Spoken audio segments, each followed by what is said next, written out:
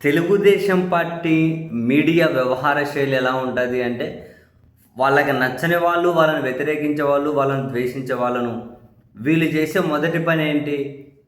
వాళ్ళ క్యారెక్టర్‌ని అసాసినేట్ చేయడం. వాళ్ళు దుర్మార్గులు, దుష్టులు, రాక్షసులు, ప్రపంచంలో అంతకుమించినటువంటి దారుణమైన మనుషులు మరొకరుండరు. హిట్లర్లు వాళ్ళే, ఎస్కోబార్లు వాళ్ళే, ప్రపంచంలో అవినీతి పరులు వాళ్ళే.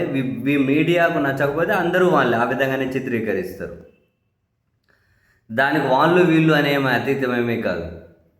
ఇప్పుడు జగన్మోహన్ రెడ్డి గారు వీళ్ళ టార్గెట్. ఇప్పుడు జగన్మోహన్ రెడ్డి గారిని వాళ్ళ చుట్టూ ఉన్న వాళ్ళను ప్రతి విషయంలోనూ క్యారెక్టర్ అసాసినేట్ చేసి వీళ్ళే విచారణలు చేసి వీళ్ళే తీర్పులు చేస్తూ ఉంటారు. మీరు ఏ కేసు విషయమైనా చూడండి.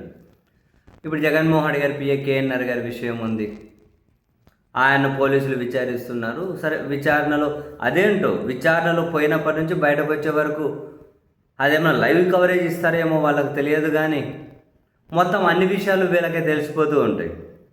ప్రతి ప్రశ్న వీళ్ళే రాస్తూ ఉంటారు, సమాధానం కూడా వీళ్ళే రాసేస్తూ ఉంటారు.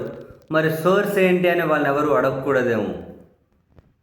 జనరల్గా సోర్స్ ఏంటి అని చెప్పి ఎవరు అడగకూడదు. అడిగితే మరి ఎక్కడ లేని కోపాలు తన్నుకొని వచ్చేస్తాయా? ఇప్పుడు ఒక కేఎన్ఆర్ విషయం కావచ్చు, లేకుంటే ఆయన ఎవరితో కలిసి వ్యాపార భాగస్వాములు అని చెప్పి వ్యాపార భాగస్వామ్యం ఉందో లేదో తెలియదు, కానీ వాళ్ళందరినీ పిలిస్తే వాళ్ళను క్రూరులుగా, వాళ్ళను దుర్మార్గులుగా వరుస పెట్టి చిత్రీకరిస్తూ పోవడం. ఎవరి విషయంలోనైనా ఫస్ట్ అటాక్ చేసేయాలి, క్యారెక్టర్ బద్నాం చేసేయాలి, జనాల్లోకి పంపించేయాలి. వీళ్ళు ఇప్పటి వరకు అటాక్ చేసి ఇప్పటి వరకు దారుణంగా చిత్రీకరించిన ఏ విషయమైనా తేలిందా? ఇప్పటి వరకు మీరు చూడండి. ఫస్ట్లో ఏమంటారు, ఏదో Mumbai side character junior artist ఒక ఆమెను తీసుకొని వచ్చిండు. ఫస్ట్లో ఏం పేరు కూడా మర్చిపోయామే, జత్వానేనా? మరి ఆమె ఏదో జూనియర్ ఆర్టిస్ట్ ఎవరో ఉండరు కదా, మరి ఆమె ఏదో హీరోయిన్ అండి, ఏ సినిమాలో చేసింది తెలియదు, మరి జూనియర్ ఆర్టిస్టే కావచ్చు, ఎవరో మొత్తానికి తెలియదులేండి. జత్వానేనా ఎవరో ఉండరు కదా.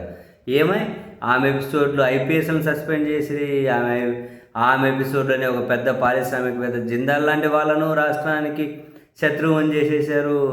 ఇప్పుడు ఏమైంది లాస్ట్కి? అది కేసు ఏమైంది, ఎంతవరకు సాగింది, ఆమెకి ఏం న్యాయం చేశారు ఏమో. మరి ఎక్కడికి పోయాను?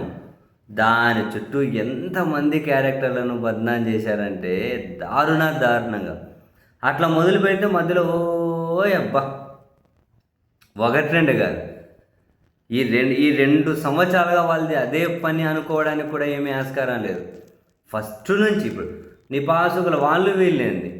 ఇప్పుడు మళ్ళీ ఏమంటారు, చరిత్రల నుంచి బయటకు తీస్తే అప్పుడు రామారావు గారి మీదనే వీళ్ళు వేసిన కార్టూన్లు ఎట్లుంటాయి, రామారావు గారి మీదనే వీళ్ళు అల్లిన కథలు ఎట్లా ఉండేటివి. అప్పటి నుంచి ఇప్పుడేమీ కొత్త కాదు, అప్పటి నుంచి ఇదే. ఫస్ట్ బద్నాం చేసి పెట్టేయాలి. నాకు తెలిసి ఇంత దారుణంగా మీడియా ముసుగులో బహుశా దేశంలో మరే రాష్ట్రంలో అయినా మరే పార్టీలకు సంబంధించిన కరపత్రాలైనా ఈ స్థాయిలో ఉంటాయని చెప్పి మనం అనుకోవడానికి ఆస్కారం లేదు. సరే, అందరూ వీళ్ళు ఏం చేస్తారు, ఇంకా లీగల్ చర్యలు తీసుకుంటామంటారు, అదంటారు, ఇదంటారు, అంతే. కేఎన్ఆర్ కూడా లీగల్ చర్యలు తీసుకున్నారని ప్రకటించారు. ఇంతకుముందు మాట్లాడుకున్నాం కదా, లీగల్ చర్యలు తీసుకున్నారని ప్రకటించారు. అంతకుమించి వాళ్ళు ఎవరైనా ఏం చేయగలుగుతారు?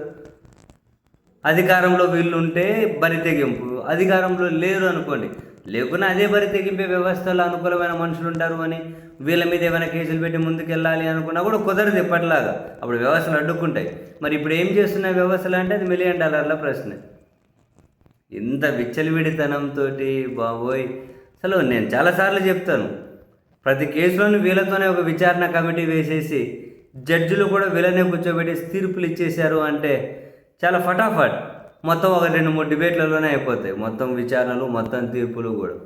ఎందుకంటే డిబేట్లలో కూర్చునే వాళ్ళ రూపంలో సాక్షులు వీళ్ళే తీసుకొని వస్తారు, బాధితులను వీళ్ళే తీసుకొని వస్తారు, విచారణ వీళ్ళే చేస్తారు, జడ్జిమెంట్ వీళ్ళే చేస్తారు, అన్నీ ఇంకా అమలు చేయడం కానీ చేసేస్తారు. అందరినీ లాస్ట్ ఉరిశిక్షను తీర్పిచ్చి దగ్గరని వీళ్ళే తాళ్ళు బిగించేస్తారు. ఏముంది అన్నీ ఇప్పుడు కానీ తాళ్ళు బిగించేస్తారు. అప్పుడు శారీరకంగా తాడు గొంతుకు బిగుసుకుంటే ఇప్పుడు మానసికంగా కొన్ని వేల ఉరితాళ్ళు బిగించేస్తూ ఉంటారు. ఎంత దారుణమైన మనుషులు రా బాబు జర్నలిజం ముసుగులో.